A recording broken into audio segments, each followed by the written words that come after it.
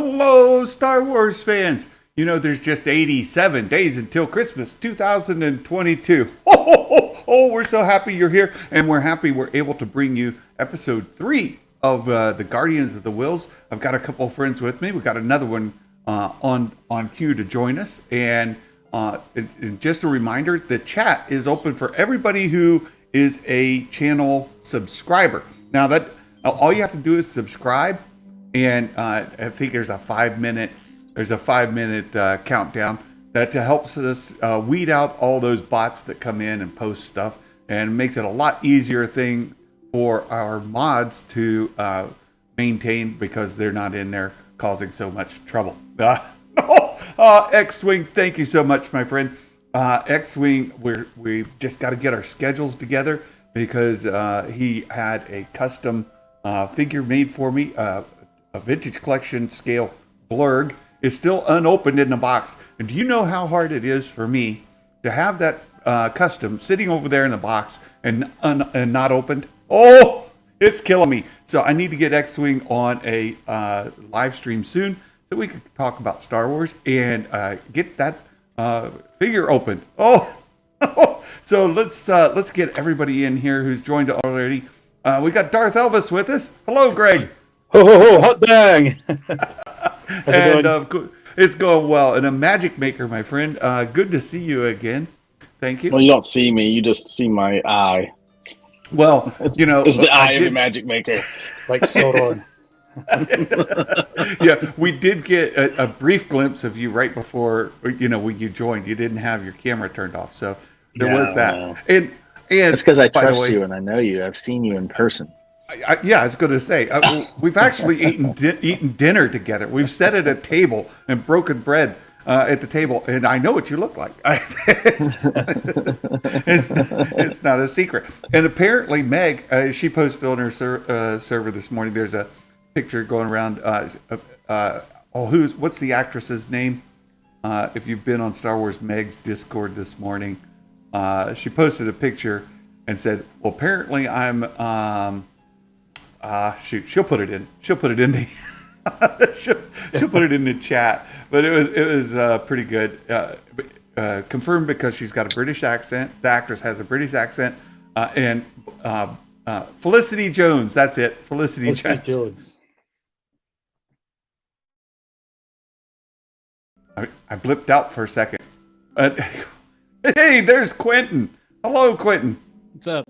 Are we back? I can. Let's see. I got to get everybody back in. It's something blipped. The lights blipped. highlight my bald spot nicely this morning. Oh, it's afternoon now, isn't it? Oh. I've lost. Oh, did I kick everyone off? Huh. Oh, I've got too much power. Why am I?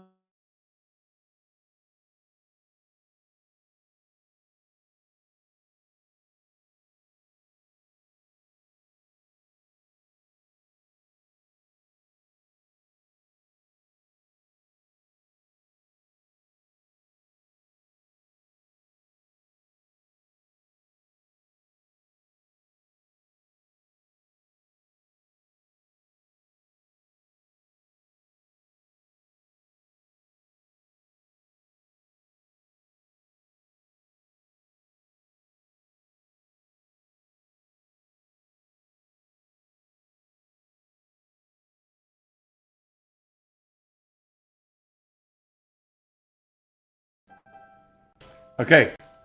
Are we back? Are we here? You got me? I see people again. Look, there's Elvis. I think we're all here. Alive? You see live people, or there's a ghost? What do you see? I can see Quentin and Elvis and Imagic Maker's back with us. I think we're just waiting for Obsession to join us. But other than that, we can get started. So we're going to talk a lot about this last episode of Andor. And I'm excited that Elvis has joined us today, because there's a certain scene coming up. There's some of the stuff we've seen in the in the trailers that Greg has actually gone out to and saw live and in person. took some photos before before Andor.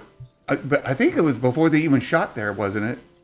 It was it was shooting at the time. So I was there on a weekend.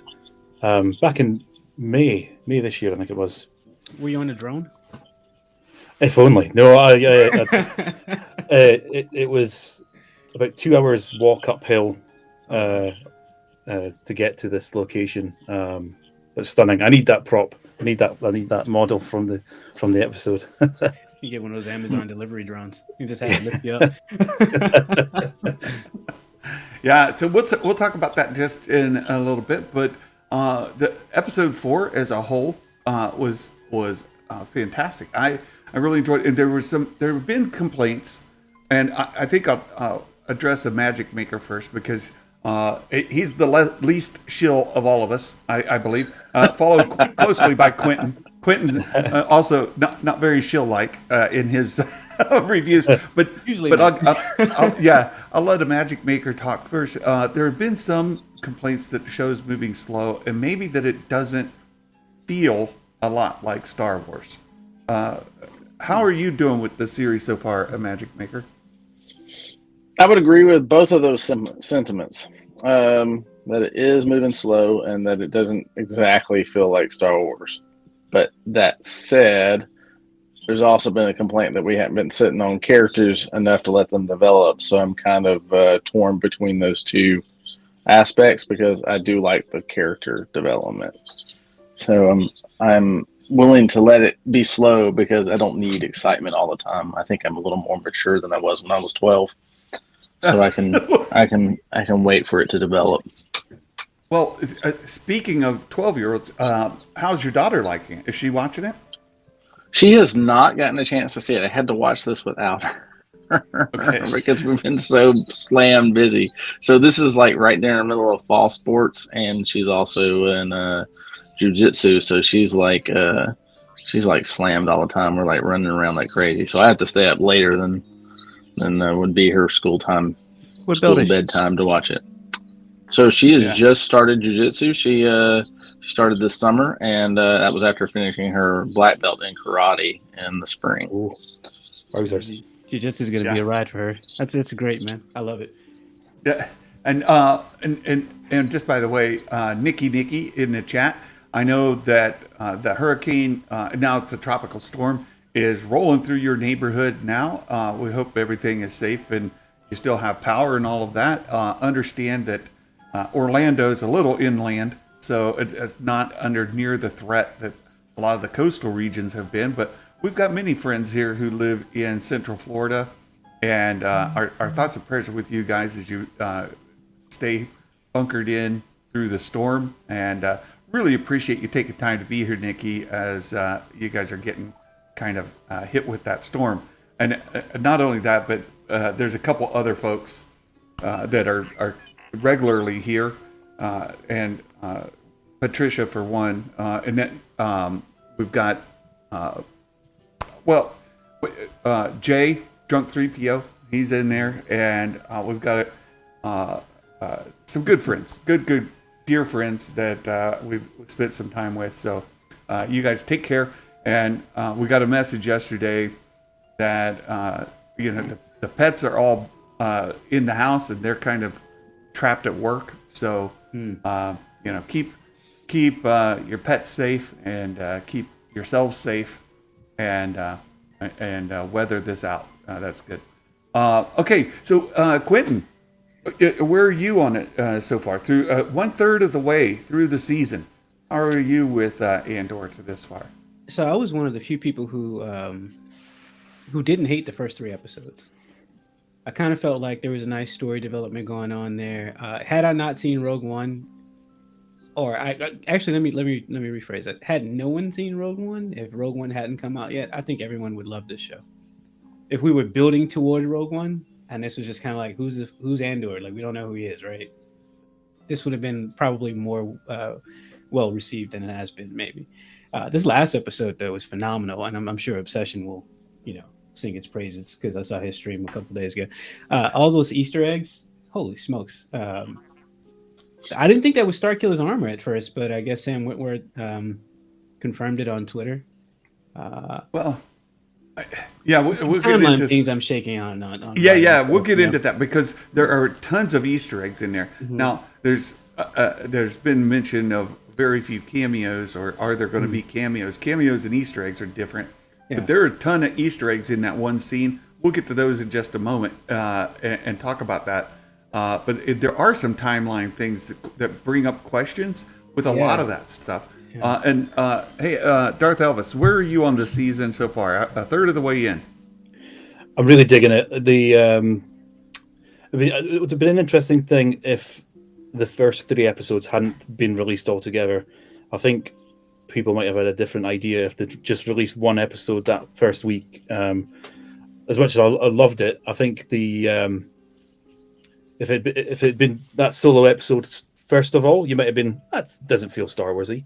But I think having the 3 together added to that kind of Star Wars feel, and the 4th episode has a Star Wars feel big time.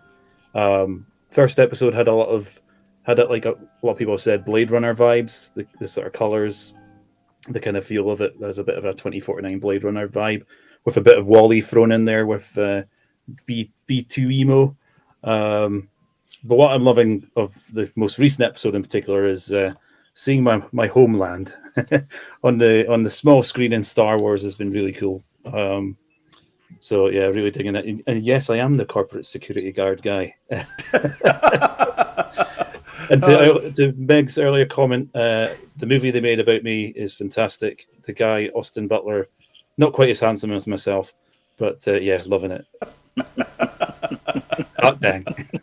Oh, it's so good. Well, the Book of Boba Fett, I believe it was Boba Fett. A lot of it was shot in California, and our friend Sheev the Wise, it's basically in his backyard. He said it was a little odd for him to be seeing Star Wars like set where he lives. Now, you don't live in the part of Scotland where it was shot, but you made your way out there. How different is it from where you live, and is it odd at all to see it? You just mentioned how nice it is to see Scotland featured, but is it like seeing your backyard or no? Yes and no. So I mean, I live in Aberdeenshire, which has its hilly places. Quite a hilly neck of the woods, but where we're coming up to in the next few episodes, judging by what we've seen from that model, that's Argyll and Butte, which is about a 4-hour drive for myself south. And I think the area we were looking at in this week's episode was Glen Tilt, which is sort of the Perthshire Highlands kind of neck of the woods where Perthshire meets the Highlands. I've not been there yet, but having seen the episode, that's definitely a little pilgrimage I'm going to make. No pun intended there. Obviously, the show was Pilgrim was the code word. And we do have the best cows in Aberdeen. They're tasty, aren't they? That's good. Yeah, no, I'm. It's great to see that. I'm just very disappointed that I've not managed to get an extra part in the show yet. But season 2's coming, so touch wood. Curious, with the show being in Scotland, there's like talk of Scotland maybe trying to separate from England. You think that would affect things like productions? I think it's a strange one, that, because we've got our own film studio, or I say our own film studio. There's a TV film. Are you studio. saying you're fomenting a rebellion? There is a rebellion forming. Yeah. Another referendum in 2023 against the Empire. The Empire. Meg's I don't know if you Empire. call the British Empire anymore, but yeah. So so we have a rebellion of our own. We'll see how that goes. I don't know if that will happen or not, but no, it's certainly cool to see. Well, not just Scotland. I mean, I think in the coming episodes we're going to get to see near Blackpool. There's they shot some scenes with shore troopers just outside Blackpool, I believe. Where's Blackpool? I'm not really privy to the locations. Blackpool's quite near Liverpool, so that's in the sort of northeast of England. So yeah. Excellent. And there was some stuff down in near London. Obviously, they're shooting most of the internal stuff in studios in London, but there's some external stuff down that neck of the woods as well, I believe. And Obsession has made it. Good to see you, my friend. I got lost in traffic. I took a left in Albuquerque, and I don't know how I ended up here. You got to watch out for that. You got to watch out for that left turn. You need directions from a rabbit. Yeah, that wascally wabbit. So we're a third of the way into the season, Obsession. Where are you on the season as a whole? Oh, I mean, you know me. I'm not hard to please. Yeah, me neither. I like a slow burn story. I like storytelling. I don't need blasters in my face every second of the show. That's for the Marvel folks. You guys over there at Marvel, they need that instant gratification. I like the slow burn, right? I like the slow intro and getting to know the character that we're following through this, right? Like, you can't just put this man in a spaceship and not give us any backstory, right? You got to show us all this stuff. And there's a lot of folks out there that are complaining and crying about continuity and this is different than Rogue One. Well, you don't know the whole story yet, so sit down and enjoy the show, because they haven't even started. Episode 4 was amazing. Yeah, I enjoyed it. To me, every episode has been building, and you can see it getting deeper and deeper into the story. Specifically, like in this last episode, you get all the things that make Star Wars that a lot of folks were complaining about. No TIE fighters or X-Wings, right? The TIE fighters are there. You had Coruscant there, or Coruscant, however you want to say it. But you had Coruscant, you've got Mon Mothma, you've got ISB agents, all the kind of markings of Star Wars are beginning to seep in. Right? It's getting more and more into the world that people are familiar with. So some of the complaints of, well, it hasn't felt like Star Wars, because what Star Wars have we gotten other than, a droid here or there, and they're not even the same droids we know from before? What's going on? Well, and how much did it freak everybody out when that droid started talking like a person, like not like a droid, but like a person? Like, how much did that freak everybody out? That was different. Look, the show is really well done. The writing is really well done. Thus far, we've gotten to know this character, and the fact that he's not just some kid that grew up on a separatist planet. Like, he's an orphan. He's kidnapped. There's a lot more going on in that first episode than people are really grasping onto, because again, their expectations get the best of them, and there's some odd similarities though to Jedi there. Yeah, I was talking last night because Nerd Mafia brought up the fact that like, oddly, Jedi are okay with like taking kids at a young age to raise them up in the Jedi Order, what have you. So some of them are orphans.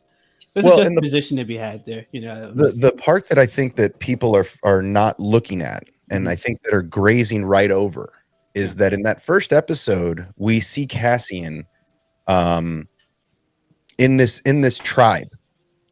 There are no adults. This is a Lord of the Flies planet right now. All of the grown-ups were killed or are dead due to the mining accident. Yeah, and that was kind of confirmed in the episode breakdowns on StarWars.com. Right. And so, when he says, well, I've been in this since I was 6, he's been living with these kids, have been raising each other for years on this planet. And he's basically probably had to raise his baby sister since he was 6, since his parents were died. And I think that's where he gets that, since I was 6 years old, I've been fighting a fight because of the Empire, right? Or because of the Republic, or however you want to spin that. He's been fighting for his life for since he was 6. That's what he's saying. Yeah. It's never been easy for me. Right. And I think that's where people are getting lost, is like, well, he was like 10 years old when they took him. Well, that's not when that started for him. obviously the Empire was there, and or the Republic, we don't know, or the Separatists, somebody in the war, the Galactic Clone War, was on that planet mining, and either they shut it down and shot it up from space like we've seen the Empire do, or something happened on the planet and things went terribly awry and all of the adults died. And so he looks at that moment as the starting point of his fight. I think people get distracted though. There's a lot there. You're right. There's a lot of answers there. It's like right in front of our face, but I think that people get distracted by the expectation, right? The invisible expectation of what they hope would see in a Star Wars show, right? And then they start seeing a few things, and then their brain starts working, and then all of a sudden we can't pay attention to the plot anymore, right? Well, yeah, And and then they we go to get Twitter and angry that it's not their way, and it's not blasters out, TIE fighters from the jump. And it's like, look, you gotta tell this dude's story first. It's a really important piece of, I don't know, the Andor story. Mm-hmm. So maybe we're beyond giving it the patience to build.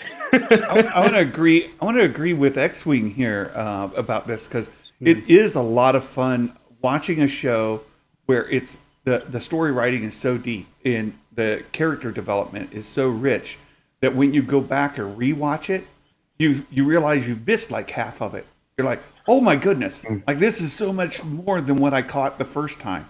It's not just all, flash panning your face. It's actually some great storytelling.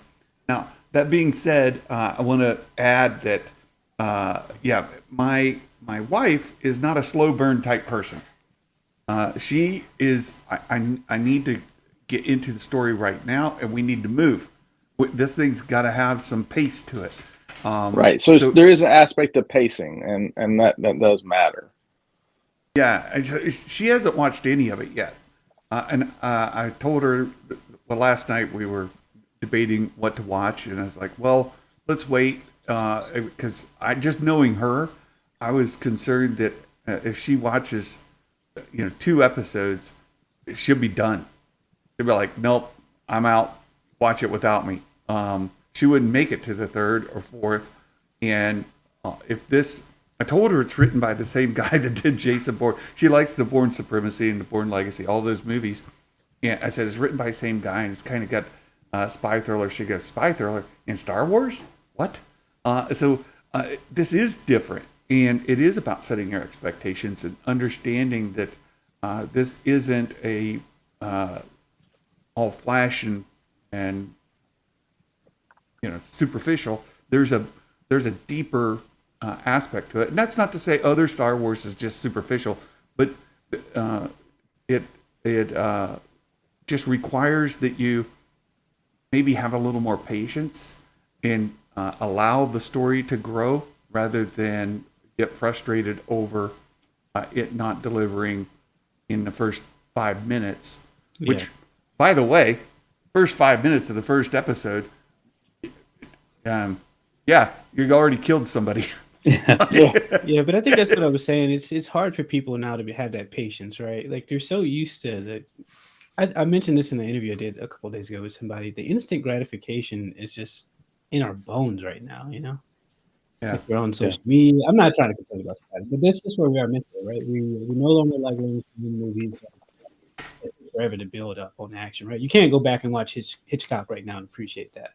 Like nobody I know can sit through a Hitchcock movie unless that was all you've been watching for the last 20 years, right? Like you're just used to the editing getting faster and faster paced. So now you got like a kind of contradiction there in your mind where you want to see the Star Wars story develop and enjoy it, but at the same time your brain's fighting you because you're like, I can't pay attention to this and like give it its just due. Well, and here's my thought. And, right. I'm sorry. And no worries. I mentioned this the other night. Everybody was so upset that the show got pushed 3 weeks, right? And we got all these 3 episodes at one time. I say, what a brilliant stroke of marketing. Number one, you get everybody talking about the show, right? For 3 weeks about how they're upset that it got pushed. But then would you really have been as into the first 3 episodes if they dropped week to week? I don't think so. No, So I think they did a focus group I think they looked at the pacing and the timing and said, you know what? Let's create some buzz and push this back 3 weeks. Nobody will know why. But the real reason is because those 3 episodes needed to be one full arc to start the show. Well, I think that's part of it, but there's more to it than that. We already know, like, Disney Plus wanted to give She-Hulk a little space to breathe and not have Andor suck all the oxygen out of the room. And that was a Well, that concern. failed.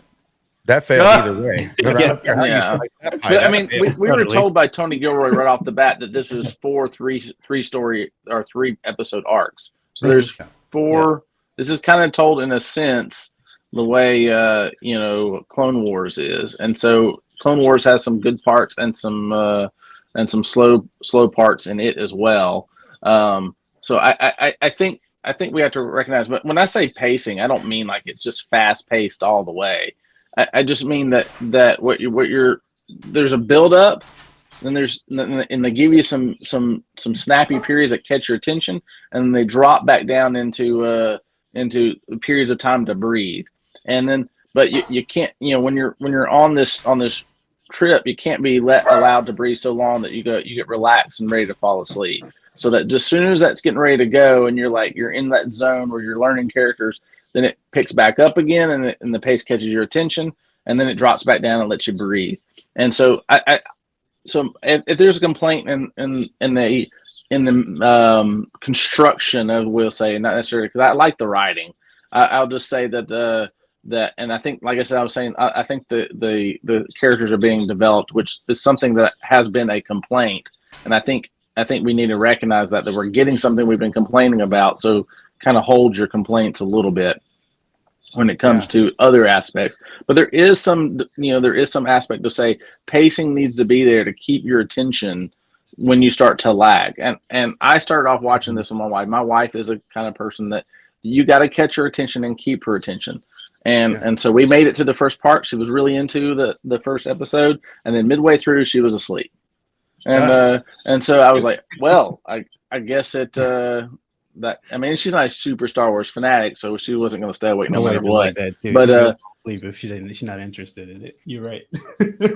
and so so what I'm kind of getting at is that I think that it's so, like, when I go and watch this with my daughter, we will stick to it again, and I'll be like, this part, pay attention to this part, because there'll be some piece I picked up and I want her to catch it, and so that's how, since I have already watched it, I'll end up watching with her. When we watch it together, we'll end up coming as a conversation, and we'll talk about, I watched this, I saw this piece. Did you see this piece? And she'll go, well, yeah, did you catch this? And, so, like, I didn't catch, for example, the Starkiller armor and in this one. And so, like, and I haven't done any, like, stuff on it. So, like, until this one piece right here where we all were talking about Starkiller armor, I was like, I didn't know there's Starkiller armor there.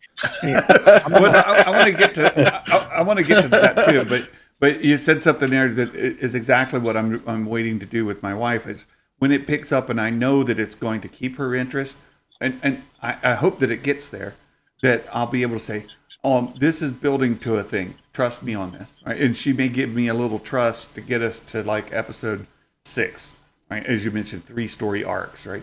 So, and it looks like from the trailers, and I was watching one of the podcasts this morning, that was talking about how in the trailer we can see what's going to happen at the site where Greg went and took pictures. We can see what's going to happen there in the trailer. So I think by the time we get to that halfway point of the season, hopefully it'll be into full action where I know it'll keep her attention, and I can kind of help escort her through the first 3 episodes or 4 episodes as it builds to a point where she'll be engaged. But I want to talk about Meg's comment here briefly as well.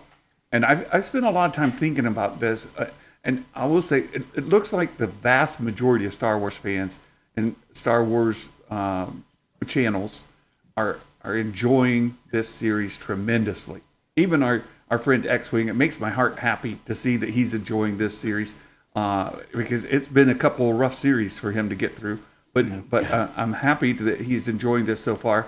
The the folks over at EBN, Coach is largely enjoying it, and Meg says, as much as she's loving Andor, she understands why some fans don't like it. If the Force, lightsabers, and etc. what drew you to and what you enjoy Star Wars originally, this might not be for you. And I was thinking about that we're starting to see with all these series where maybe one series isn't for you, but the next one will be. Or maybe one animated show isn't for you, but the next one will be. And I've used the example of like Resistance. That was aimed for a much younger audience and wasn't really well received by the vast majority of Star Wars fans. And then you've got Bad Batch. Bad Batch is more popular, still not popular with everyone, but you can kind of see a scale where people are engaging more and more with different content here or there. And if Andor's not your flavor, then perhaps Ahsoka will be, or The Mandalorian is what you're really getting into. So I think that's a fair thing. And as we get more and more Star Wars content, it's more and more likely that you're going to have different groups of the fan base engaged in it differently. It's think not that, like when Absolutely. Yeah. when you only had I think that's movies. true about the books when we had the EU, right? When Yes. like I just not like I read every book, and there were certain ones that caught my attention, Right. and I read them, and then some I went, eh. And I read the Right. first book and didn't like the author. And I was like, yeah, I'm not reading the rest of this series. Yeah. A New Hope Right. is very much structured like that in terms of a movie, though, right? Like you go into A New Hope, you get a little bit of the religious stuff, you get the cowboy, right? And then you get like the big army that you're fighting, who isn't, I mean, in its entirety, they're not all Sith. I mean, they're like, under the guise of evil, they're controlled by the Siths, but there's only there's only the Emperor and Darth Vader, and then now we know, the Inquisitors. But there's a large portion to be had there for people to enjoy that has nothing to do with Jedi and the Jedi powers. So I can see where people get kind of off-put by something that maybe doesn't have anything magical in it. But at the same time, Episode 4 had a lot of Easter eggs that kind of dealt with that, and This- that kind of well, addresses that But issue. this whole show has a lot of Easter eggs. If Yeah, you were looking yeah. at the first 3 episodes in the junkyard, there's a lot of pearls in there. Mhm. There's Yeah. there's the same ship style that the ghost is sitting in that graveyard. There's so many little pearls in the first 3 episodes. I Look, miss that. Yeah. going back to what Meg was saying before we get off topic, and I have a tendency to stray. The reason that this doesn't feel like Star Wars to most people is there's no looming big bad person, right? There's no looming big bad enemy, right? And that's that. There's no Darth Vader, there's no Kylo Ren, there's no Palpatine, there's no Snoke, there's no Maul, there's none of that real bad presence. The bad presence is the looming oppression of the Empire that's been ruling the galaxy for a decade. The reason there's no lightsabers is because the Jedi are being hunted relentlessly. The fact that this dude has kyber crystals on his person is just mind-blowing to me, right? The things that he has in his antiquity shop, he should be arrested for all of that. That's all paraphernalia to Palpatine, right? So this whole show has that, to me, I think that's the detachment that most people are feeling. There's no entry scene with Vader, or we didn't see the Empire for the first 3 episodes, but they are looming. They are everybody, and I was saying this the other night, everybody in the galaxy, except for the Emperor, is afraid all the time. You don't want to see your superiors in the galaxy, right? The Inquisitors don't want to see Vader. Nobody wants to see the Inquisitors, right? Nobody wants to see their superior. And that's the looming threat during this whole show. That one captain in the first episode was like, listen, young guy, we don't want any attention.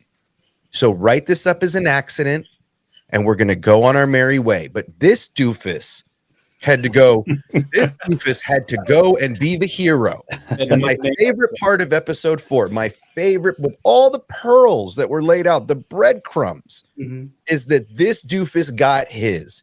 And the Imperial ISB agent came and said, you know what? You will not be replaced. No, young man. You just solidified my reason to bring the Empire here, right? That's why it doesn't feel like Star Wars, because this is a spy thriller. This is written by a guy who doesn't know Star Wars, right? And it's a banger because he's writing it as a spy thriller. And what do spy thrillers do? Spy thrillers don't give you the ending at the beginning of the book. We know the ending. We've seen the ending of the book. So he's giving us that whole past version to catch up to Rogue One. It's brilliant. And I just want to reemphasize real quickly too. I think the vast majority of fans are liking the show. Don't read some of your comments as saying that like the vast majority of people are hating this or that. It's the people who don't like it. The reason that most of them who don't like it is this. So I just want to clarify that. I know what you mean, but I want to make sure we're clear on that. Going back to Meg. Sorry. Go ahead, Elvis. So you can go back to Meg's comment about feeling not.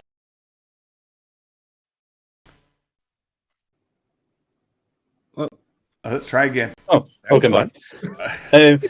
Go back to Meg's comment. There was a few things in the first couple of episodes that did kind of make me go, "Is this what George Lucas envisioned for Star Wars?" And then you got me think like the space brothel. I was like, yeah, space brothel, and the S word being dropped and the few B words being dropped, and then it made me think again. Like George was working on Star Wars Underworld. You had 1313 game going. There's bound to be Star Wars space brothels in that neck of the woods. There's all sorts of dark corners of Coruscant and other planets where all sorts of dodgy things be going on. So although it might not feel like the Star Wars we know and love, it's going to be happening in a galaxy that size. We can't have Jedis every episode on every planet. What's funny about that is like planet's vast. Java had a slave stripper. I'm just saying, a stripper slave on a chain, bro. Slaves. I'm just saying. Sorry, not sorry.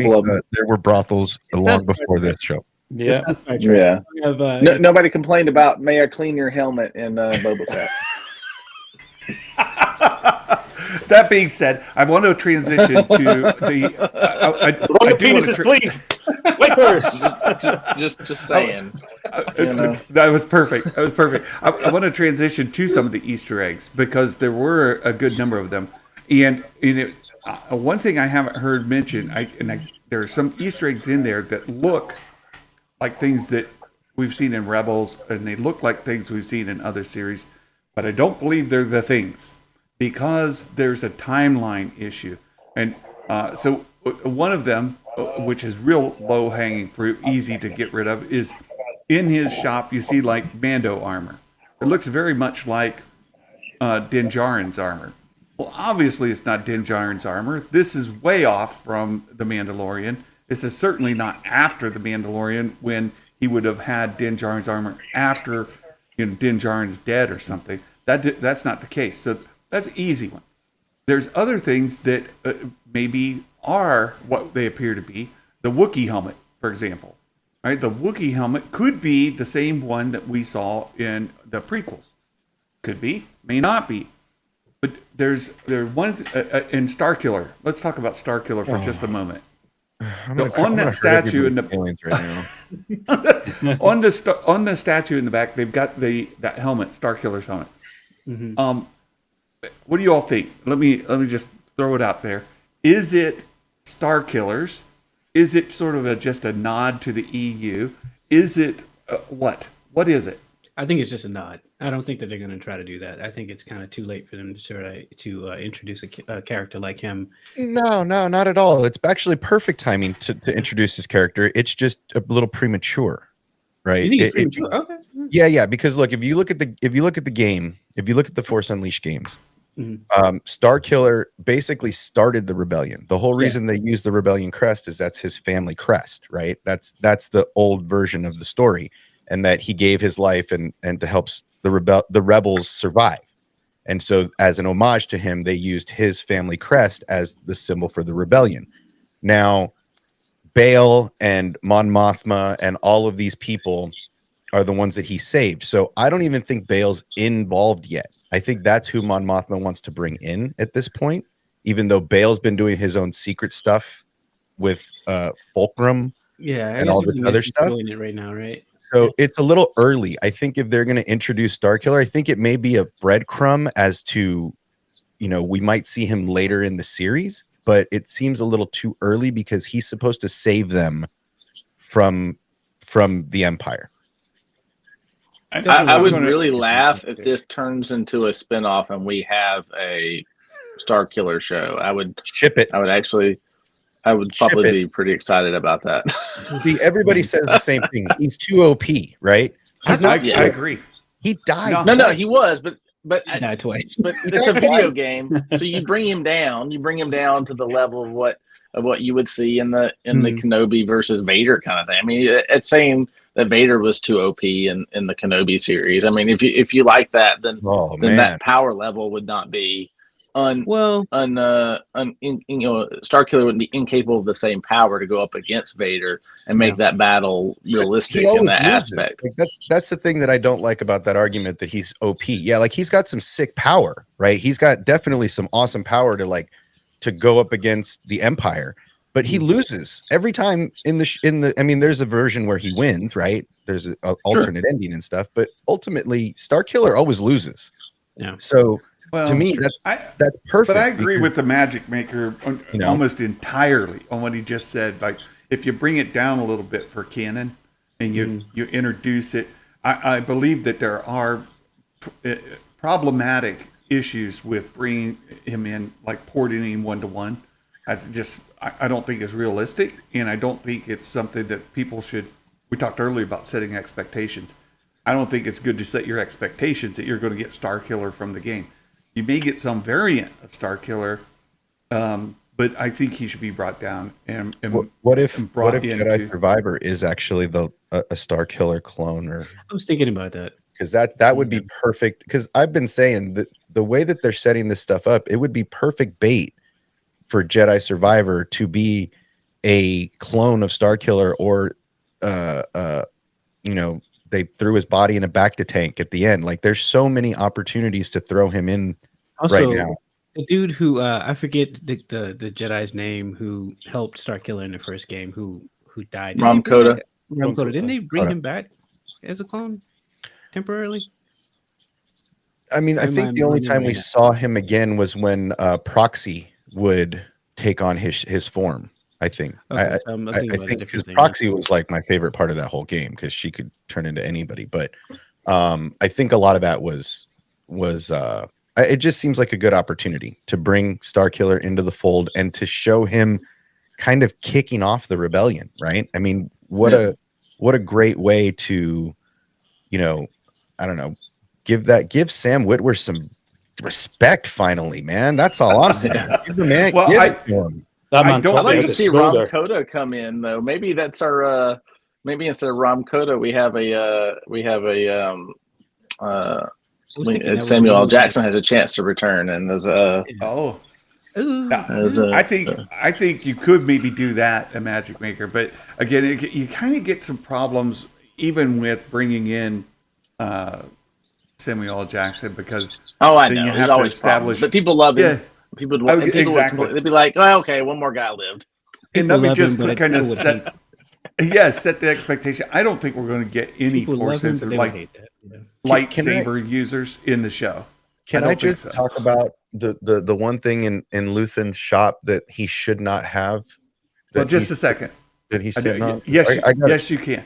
You can talk about it in just a moment because there's two other items that I want to bring up. One is the Pellicori thing that's in the background. You can see, right? There's zero chance that is the same one from Rebels. Zero. It's just not. Zero. And because it hasn't been stolen from the family yet. And it's about right. Hera Syndulla. It's still in the Syndulla family. And again, it's worth a reminder of where we are in the timeline. We've got right before Rebels. This is happening right before Rebels picks off. So if you haven't watched Rebels, and after this season will be a good time. As soon as this season ends, watch Rebels because that's what's going to happen right next. And so the things that we see in there that appear to be from Rebels, like the Pellicori thing, right? That's not the same one. It's another family's, right? Yeah. The same thing with the the sister and the brother. Oh, we lost the Magic Maker. His battery may have died on his phone. Let me see if The World Between World tablets. yeah, the World Between World thing. It's not the same one. It had to come from somewhere else because That's what she that doesn't come yet. It's got several more years before we get to that. So even though it looks like the one from Rebels, it's got the same symbols on it. The World Between World, the hands from the brother, the sister, the father, right? Like those are not the same. It's not the same one. It's not the same ones from that same mural that Ezra then sees and opens the World Between Worlds. It also it looks more like the tablets that he acquired in the desert than they do anything on the temple itself. So when the Loth Wolves show Ezra and start to communicate with him, they give him the tablet, the one tablet with 3 hands. It's a totally different tablet, but it's telling the same story.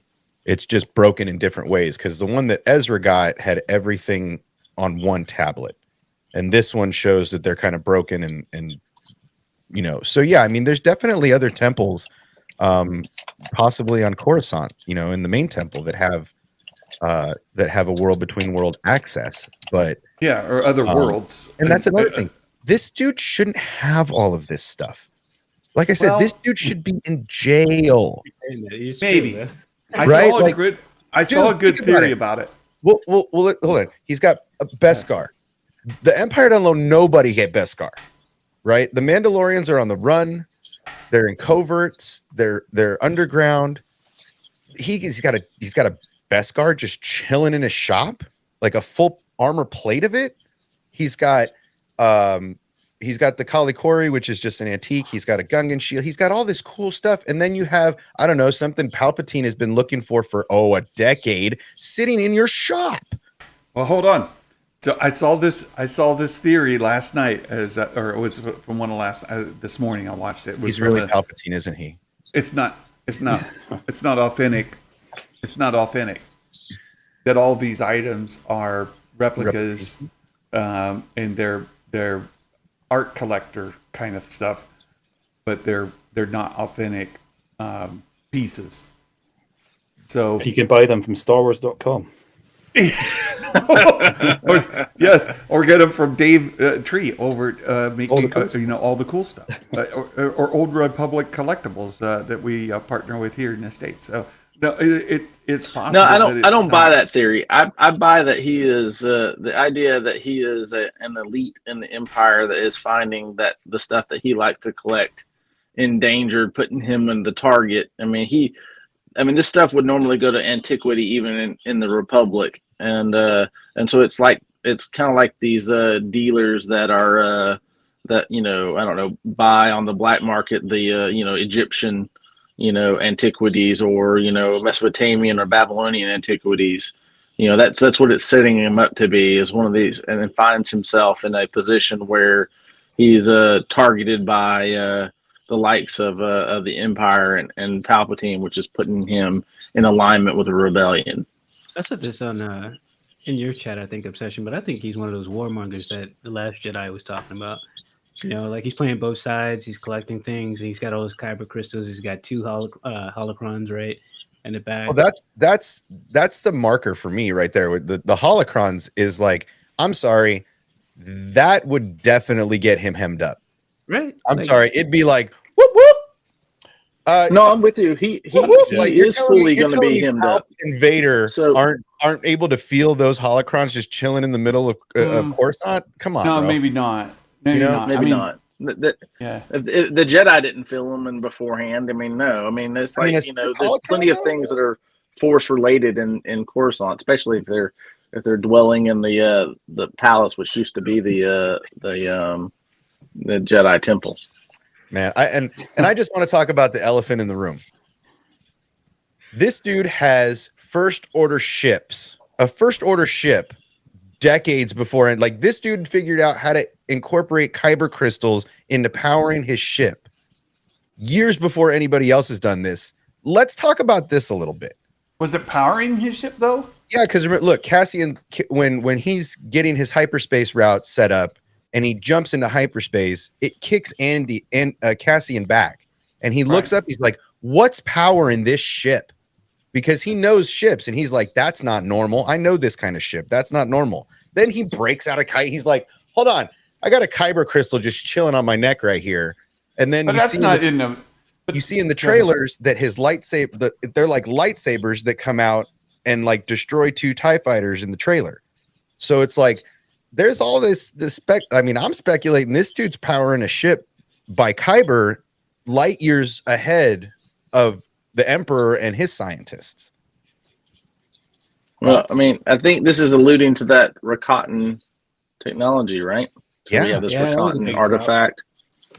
So let's there's a couple other things. So Rakatans, go ahead, a Magic Maker on that. That's worth bringing up. You mentioned it right before we came on the live stream So as like well. we know that little kyber crystal he has is a Rakatan kyber crystal, and so I mean it's the only real information that he has, other than that he finds it. He's like, it's worth more to me than what you can get for it on the black market. You know, for the 50,000 credits you can get for it, and obviously that's what's going for kyber crystal. So I mean that's, if you find a kyber crystal, that's what it's going for, and that's all it is worth to most people. But to him, it's worth much more because it's for cotton, which means it's got something more intriguing in it. And to me, it, given what information we just talked about and what we see, he values things well beyond what their monetary worth are.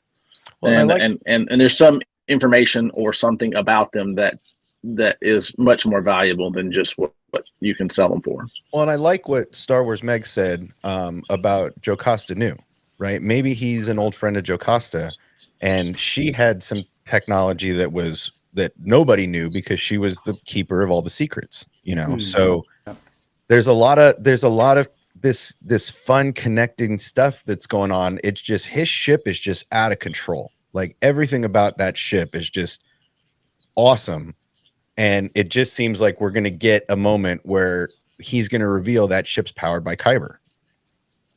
Perhaps. I mean, that would explain the like lightsaber-ish kind of things coming outside. Because they weren't blasters. Because me and somebody else watched it over and over, and it was like, that's not a blaster bolt. Those look like lightsaber wings. Here's a theory. What if there's an organization at this time, right? Because like again, like the rebellion really isn't the rebellion yet, right? The Empire is just a decade in, 14 years in, right? What if there's another shady organization that's been kind of collecting Rakatan artifacts and keeping some of their secrets alive this entire time, which is like a long time period to keep something like that alive? But what if he's part of that? I mean, dropping that name is no small thing. There's so many pearls, man, in this show. It's honestly, you could spin on this for days. I have been spinning on this for days. And I think that's what we were saying earlier, and I think X-Wing brought up, like, the rewatchability of this down the road should be quite high. Because of what you're mentioning, what a Magic Maker brought up, what we've talked about, and this theory about Jocasta Nu. Let's say that Luthen knows Jocasta, or knew her, right? Whatever. We don't know her exact presence at this time, I don't think. Was she killed? Was she not killed? The official canon version of what happened to her, I don't know that that's settled itself out yet, but let's presume that she's dead. And that he knew her, and that's how he knows this stuff. This is how he has some of these artifacts, the holocrons, for example. That she was getting them out of the library as the Order 66 is happening. If all that happens later in this season, when you go back and you rewatch it from the beginning, the whole new aspects of the story will open up. And it would be fantastic. Wanted to bring up also the Gorman Massacre. There's another name that was just dropped in there. Gorman Massacre we saw in Rebels, kind of trigger Mon Mothma, right? And that was kind of dropped in here as well. A lot of deep cuts. I want to. I'm sorry. Go ahead. No. I was just saying a lot of deep cuts that I think people are missing because they're just going to have to be like a second, third, and fourth watch. Yeah. I want to say this, that in what you're talking about, and that that one of the complaints that you have, that if you've been paying attention to Star Wars, the deep Star Wars fans, is that the universe under Disney hasn't felt larger than just the main story, and that it hasn't felt lived in like the originals did. And you knew there was so much history prior, even if it wasn't told, you could sense that there was this bigger universe around it. And so when you start dropping all these little things like this, like whether it's for Cotton Gorman Massacre, whether it's the Easter eggs of Star Killer, and all these little aspects, the beauty of that is exactly what this conversation turns into. What does this mean? How is this going? What does this tie to? And so when you have all these different threads that come out, that tells you that this universe is lived in. A lived in universe means that there's story going around, that, you know, even though the characters may be on their little path, there's a million other threads and paths going on by other people that at some point do intersect, but in most cases don't. And so I think while it has been slow, and I do think that there are some aspects that it hasn't felt completely like Star Wars, I do think, and I think that some of this is under the auspices of the long form storytelling, that they like, hey, I don't have to be under this need to pace this out like it's a movie. And so I think we as fans need to be a little bit patient on that, because what they're giving us is character development, which is something we have massively complained about.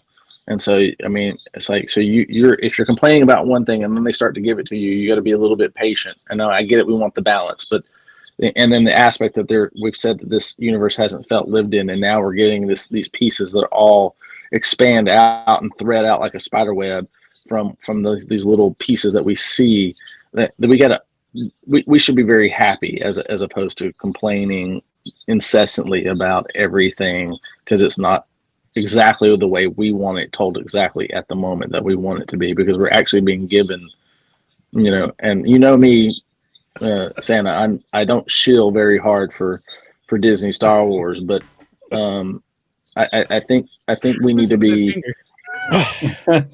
I think we need to be a little bit patient on that and let things develop and see where it goes.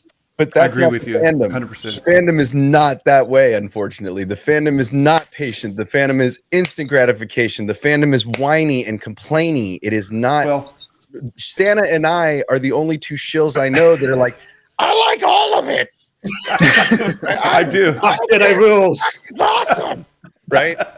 Yeah, even our friend and Greg and I, Martin Keeler, right? Martin is not having the best time with this series. It's okay. But he's coming along. Martin was less grumpy after 4 than he was after 3. He was a very grumpy old man after 3. I think if you caught me last week, I'd have been much grumpier than I am today. So I will say that 4, because of I mean, honestly, as soon as the Cotton thing was dropped into 4, my whole attitude on 4 shifted almost immediately. Like my whole brain went, what? Well, and that's kind of why I always say I really don't like to judge a body of work. It's like reading a book. If I get to the first 3 chapters and I'm like, right, I try to give it its full due. I try to give the storyteller, show me what you were trying to do. Right, 1, 2, 3, 4 episodes doesn't do it justice, and this is my constant prayer for the fandom. Right, my hope for the fandom is like, give it time to all get out and then judge the body of work. Right, that's what's tough about these weekly drops. That's why Netflix kicks butt in comparison to Disney, because they drop everything at once. So they let you get the full body at once, to feel it all at once, to get it in the feels. Disney gives it to us like we're in rehab. Here you go. You can have one piece and that's it. Right. They don't do everything that way though. There are some things in Netflix. No, only Star Wars and Marvel, because they dropped all, like the Mighty Ducks are all out. The next Big Shot's all out. Like all that stuff comes out like boom, boom, boom.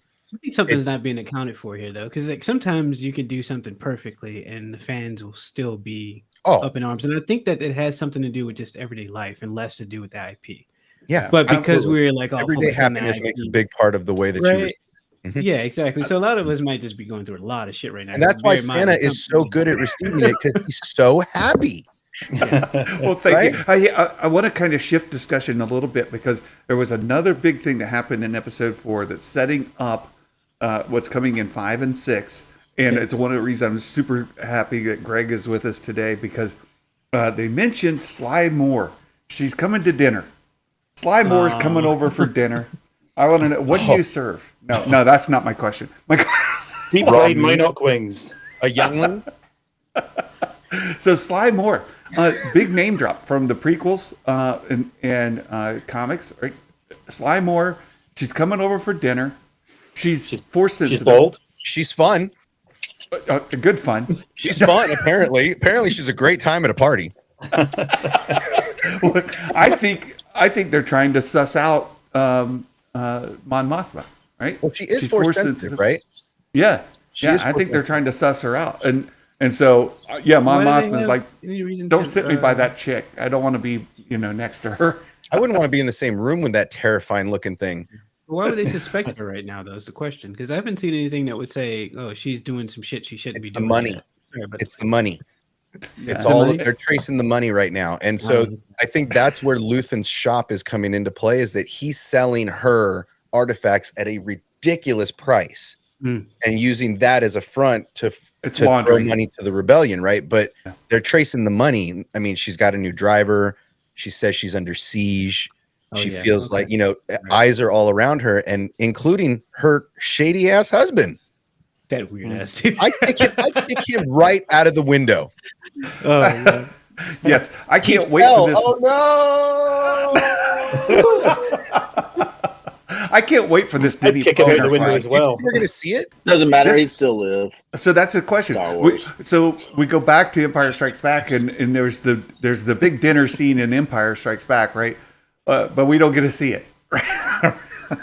Darth Vader's got the table set. Everybody comes over for dinner, and he shuts the door. Now you're not going anywhere, but we don't get to see the dinner. Are we going to get to see the dinner party? Are we going to get to see Sly Moore sitting at the table with Mon Mothma? I think for a minute, maybe, yeah. Floating Maybe they give pairs each of other it. the evil eye.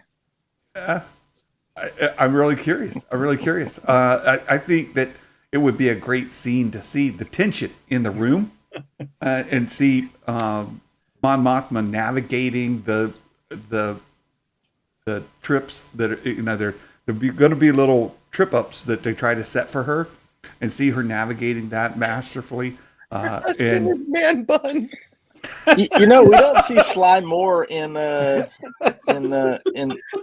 original trilogy. What if Sly Moore is the one that's setting up this rebellion? oh, you think she may be a double agent, Sly Moore? Double agent. Oh no! Look He at her, knows man. where the She's money's shady as going. hell, right? Come on, when you walk down the street and you see that one dude, you're like, I got to cross the street. That's her.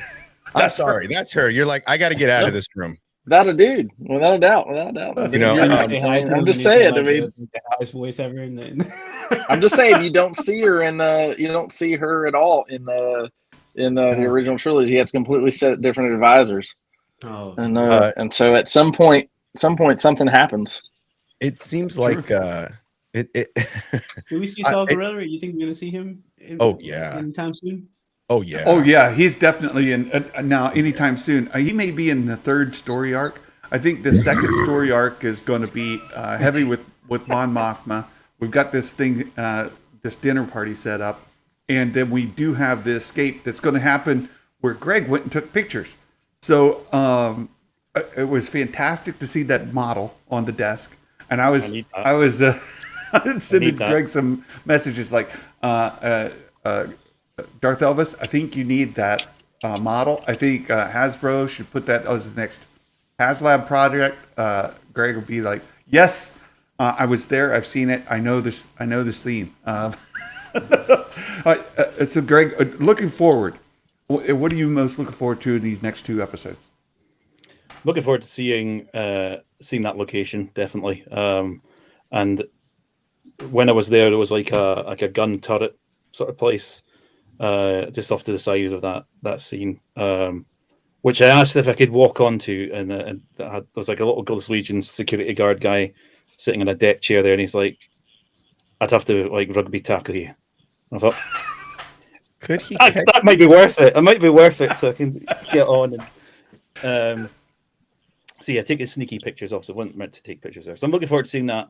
Definitely looking forward to seeing what happens with this dinner party and what gets served. Did someone notice you and then chase you off? Yeah. So do you think that Mon Mothma's husband is basically spying on her? Nah, I Or think he's a these people? You think he's shady? Because I think he's shady as hell. I don't think so. I think Is he's he called oblivious. Pippin? Trying to get Pippin? above it. He's trying to get like Pippin? a step above and just get some like gain for himself. I don't think he's really much of But he's totally down for the Empire. I agree with He's Quentin. I think he's totally just down clueless. for.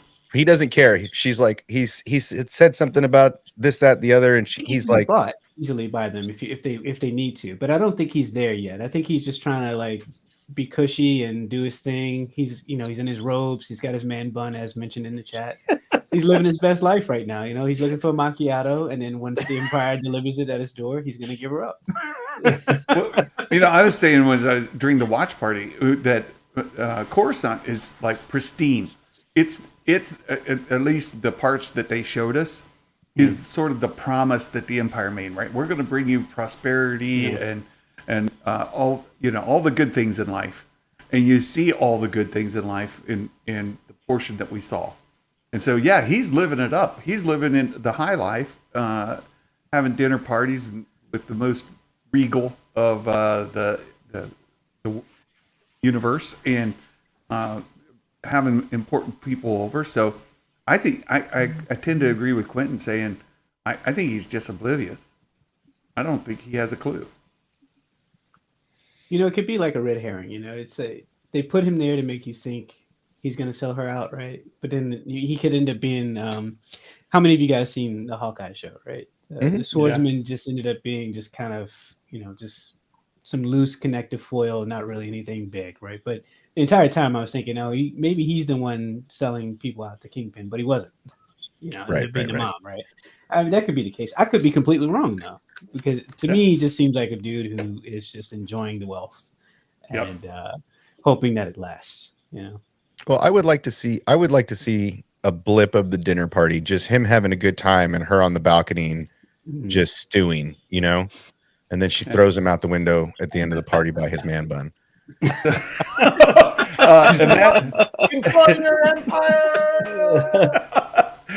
Imagic Maker, my friend, what are you most looking forward to in episode 5? And what do you think we'll see the dinner party in episode 5 or no? No, I do. I mean, I just want to see. I just think at this point in time, I just want it to pick up a little bit. So I want to see some more action. So I think we see the dinner party before we see Daredevil on She-Hulk. Yes. But I think I think the intrigue's being set up. So now I kind of want the payoff for the intrigue. So I don't necessarily want the man bun being thrown off, but I do want to see some action that results of this. So I'm looking for that. There should be a climax, I think, and toward the end of this whole thing, and then have it paid off to finish off and conclude in the third episode of this arc. Yeah, episode 6 for sure. I think we're going to see that. This next episode may not deliver a lot of action. Episode 6, I think, is going to be just action packed. But that'd be my guess. So I do want to go ahead and try to close up for the day. We're kind of going past our hour, and during lunch, I know Magic Maker's got to get back to work. I've got to get back to work. Obsession, thank you for dropping in. And Quentin, as always, my friend, we'll close out by letting everybody kind of promote your channel a little bit. Let us know what you are up to and what they can look for on your channel. And a Magic Maker, I'll start with you. And I know reimagining Star Wars, you're into some fan theories and fan films. So go ahead. Fan fictions, yep. So yeah, I will have another video dropping soon. I was working on it this morning. So me and the kids recorded the prequels as it was told in the original trilogy, and so that is almost complete. I should hopefully have it out this weekend or soon after, and so that's coming out soon. So be looking for that, and hope that it's something that people who like Star Wars will enjoy. But it is cute. Very good. Very good. And Quentin, I know you're the Quentin Time podcast. I just saw you released a new episode yesterday. Yep, Tell us a little bit about that and what's coming up. We got Chillmonger on the podcast this week. It was a very big discussion about like race swapping and whether or not we should be creating more like new characters essentially for people of color as opposed to trying to like shoehorn them in, out of nowhere. It's a really good discussion. I check it out. And then next week I got Just Fernie coming on, so that'll be another good one. That's about it right now. We got the Star Trek thing on Mondays and Nerd Enthusiasts on Wednesday nights if you guys want to stop by the live streams. Yeah. Wonderful. What was the conclusion? Conclusion? What was the conclusion? On the discussion? Yeah. Well, my conclusion was that it's probably all monetary. That his conclusion was there's probably space for them trying to just make way for more people to have their representation on screen. And I think they're both points of fair, but there's stuff to look at on both sides of that. I highly recommend the Quentin Time podcast. You guys should be subscribed. Those are fantastic discussions.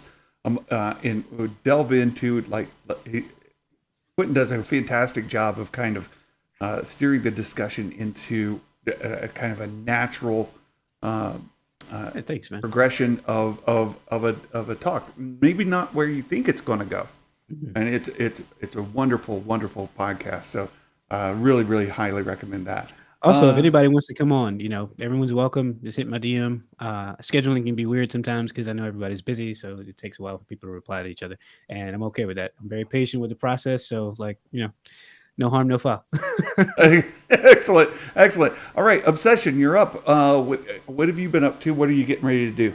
Yeah, we're getting close to 1,000 subscribers. That's the goal right now because I want to get rid of this PlayStation that's behind me, so I can have my pedestal back.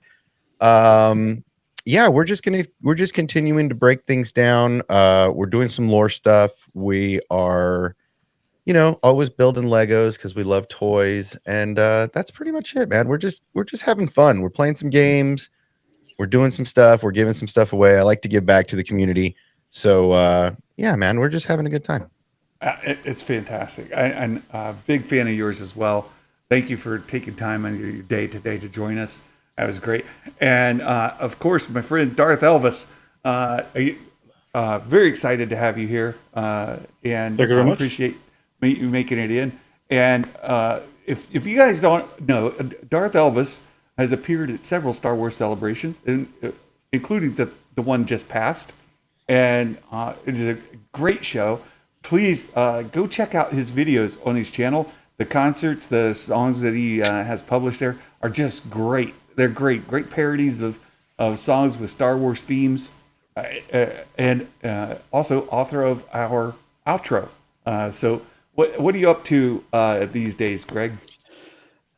Just dropped the latest episode of the Desert Planet Discs podcast on Fan for Tracks last week. So that was talking about the first few episodes of Andor, I believe, on that, and some Star Wars music on there, as always.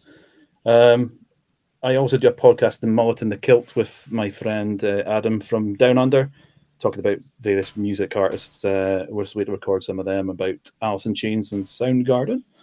But as always, Darth Elvis, you can find me on YouTube, Facebook, Twitter. But yeah, we had our first Darth Elvis and Friends band practice in person last month. So hopefully be out doing some live gigs, hopefully around Star Wars Celebration next year in London, all being well.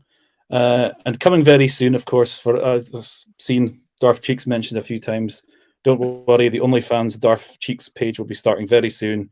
There'll be lots more Darth Cheeks content coming to Santa through the letterbox, through his email, music, and so much more, because I know it makes him happy. So it's hilarious. It's hilarious. And so let me see. The chat's going like crazy. Appreciate it. One last thing to Baymax's earlier comment. Yes, I will absolutely 100% have to get that cosplay going for the Scottish guy with the sideburns. That's definitely going to happen because Normally I have sideburns, obviously not at the moment, but yeah, it has to be done. Has to be done. All right. Well, thank you all. I really have appreciated and enjoyed the discussion today. Now, Thanks for having tomorrow, me. no, oh, you're very welcome. Thank you very much, Normally Tyler. on Fridays, we have Star Wars Weekend Review with Meg. I have meetings in my window of opportunity is really short. Meg also has some scheduling conflicts. We're going to to try our best to get a show in, but that's right now that's at risk. So it'll be a bonus show if we are able to make it happen this week. But we do our show every Tuesday with our good friend Jason Ward from MakingStarWars.net. Live stream the watch parties on Wednesdays, and we've got Guardians of the Whills here on Thursdays. Great to have you guys back for episode 3 of Guardians of the Whills, and love talking Star Wars with fans and getting different perspectives of everybody. It's thank you for the super chat, Nerd Mafia. $5 concealed cheeks. No, oh no! No, I'm saving up for OnlyFans. It's great. All right, so we're going to go ahead and close it out here. Thank you all once again for being here, and I hope that all of you have a wonderful day today. And I can't wait to talk to you soon about Star Wars and Andor, all things Star Wars.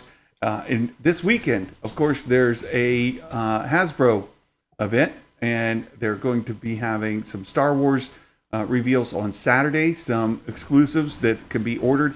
We'll try to do an after event thing on Monday if I can get some folks rounded up for that. So until next time, my friends, I hope that you have a wonderful day, and we will see you next time. Ho, ho, ho!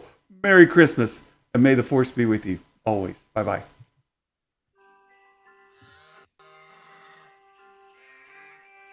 Ho, ho, ho, ho, ho, ho, ho, ho, ho. Hot dang!